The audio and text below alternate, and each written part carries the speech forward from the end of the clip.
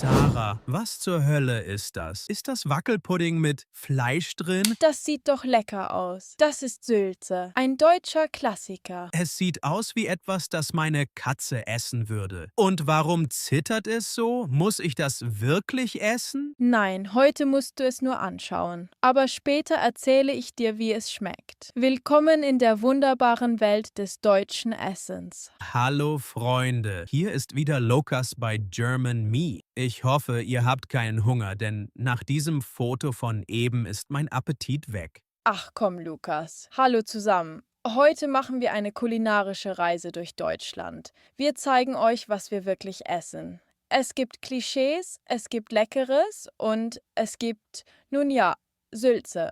Genau. Wir reden über Frühstück, Mittagessen, Kaffeezeit und die Dinge, die man besser nicht isst. Fangen wir morgens an.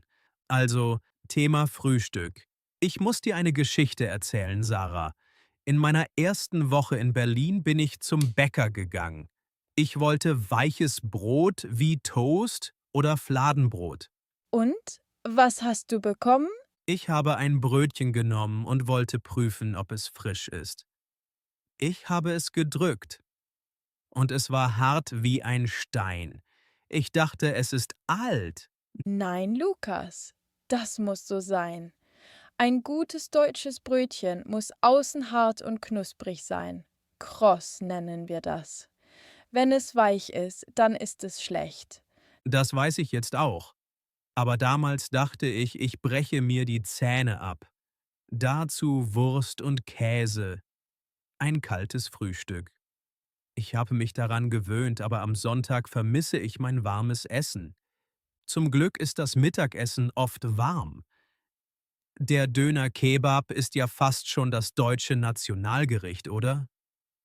Ja, absolut. Aber der wahre Klassiker ist die Currywurst. 800 Millionen Stück essen wir pro Jahr. Die Soße ist das Geheimnis. Ketchup, Curry, Gewürze. Hertha Heuwer hat das 1949 erfunden. Wurst ist klar. Aber was isst man dazu? Immer Pommes? Nein, oft Kartoffelsalat. Aber Vorsicht, Lukas, jetzt wird es politisch. Es gibt einen Kartoffelsalatkrieg in Deutschland. Ein Krieg wegen Kartoffeln? Erzähl mir mehr. Ja, im Norden, also Berlin, Hamburg, macht man Kartoffelsalat mit Mayonnaise. Er ist weiß, cremig und schwer. Aber im Süden, München, Stuttgart, hassen sie Mayonnaise. Sie machen ihn mit Essig, Öl und Brühe. Und welche Seite gewinnt? Das darfst du nie fragen. Jeder denkt, seine Version ist die beste. Ich persönlich mag die Südvariante lieber. Sie ist leichter. Was würdest du wählen? Mit Mayo klingt lecker, aber nicht jeden Tag. Ich nehme den Süden. Okay, Lukas, Zeit für ein kleines Spiel. Ich zeige dir ein Bild und du musst raten, was das ist. Bist du bereit? Ich habe Angst, aber okay. Zeig her. Was ist das? Das sieht aus wie Ravioli? Aber riesige Ravioli oder Teig mit Fleisch drin? Richtig, das sind Maultaschen, eine Spezialität aus Schwaben. Man nennt sie auch Herrgottsbescheißerle. Herrgotts, was?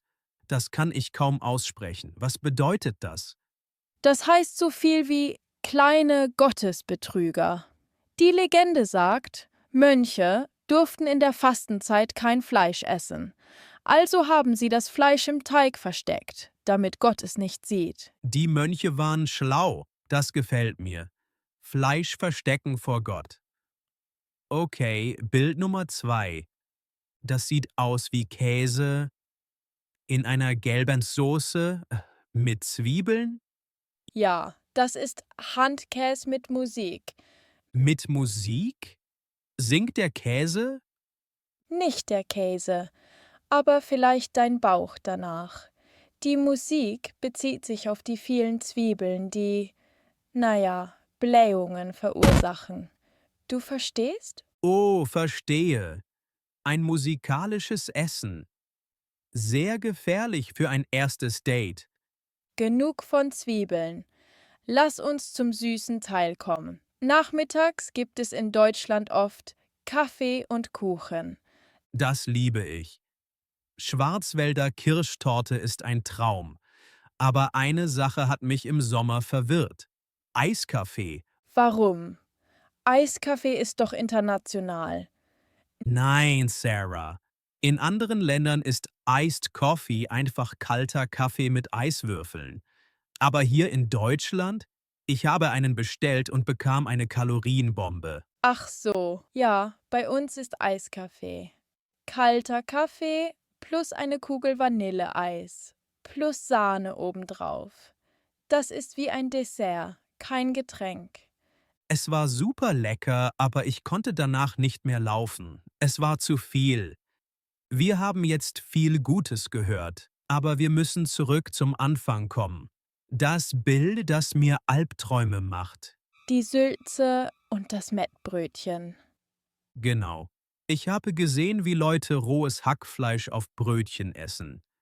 Das Mettbrötchen. Sarah, warum? Warum kocht ihr das Fleisch nicht? Es ist Tradition.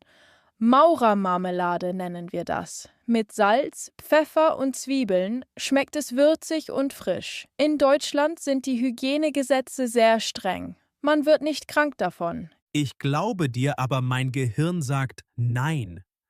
Und bei Sülze sagt mein Gehirn Lauf weg. Okay, Sülze ist wirklich speziell. Aber versprochen, wenn du das nächste Mal kommst, essen wir nur Käsespätzle und Eiskaffee. Deal? Deal! Also Leute, Deutschland ist ein Paradies für Brotliebhaber und Kuchenfans. Aber passt auf, wenn das Essen wackelt oder roh aussieht. Wir hoffen, ihr habt jetzt Hunger bekommen. Schreibt uns in die Kommentare. Team Mettbrötchen oder Team Döner. Was würdet ihr probieren? Danke fürs Zuhören. Vergesst nicht zu abonnieren. Tschüss! Bis bald und guten Appetit.